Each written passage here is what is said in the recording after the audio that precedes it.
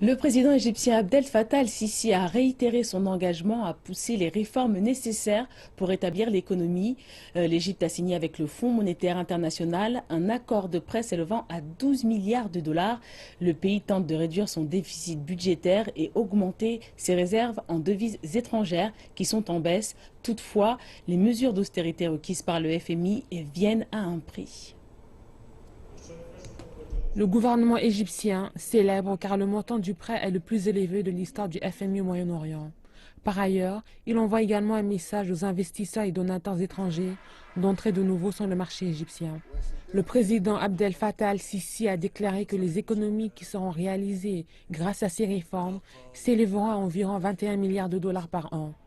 Elles seront utilisées pour résoudre le problème de déficit budgétaire, réduire la dette interne et placer les réserves étrangères à des niveaux plus sûrs. Toutes les décisions difficiles que mes prédécesseurs ont eu peur de prendre durant tant d'années. Moi, je n'hésiterai pas une seconde. La première série de réformes était en 1977 et devant l'indignation du public, ils l'ont repoussée. Pas cette fois-ci. Le président égyptien a déjà mis en application certaines mesures économiques. Les subventions en matière d'énergie baissent progressivement, les prix de l'électricité ont augmenté et la loi sur la TVA attend l'approbation du Parlement. Les experts pensent que les mesures d'austérité sont le chemin à prendre, mais certains sont sceptiques quant à leur mise en œuvre. Toutes les mesures, notamment la baisse des subventions, vont affecter les travailleurs à faible revenu. Le gouvernement devrait restructurer le système pour s'assurer que les subventions vont à ceux qui en ont le plus besoin.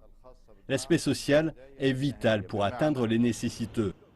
Le FMI a également demandé à l'Égypte de suivre un taux de change plus flexible, ce qui signifie que la livre égyptienne perdra de sa valeur face au dollar.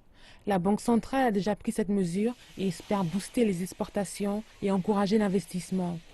Mais tout ce que cette mesure a accompli est d'accroître les prix des marchandises importées.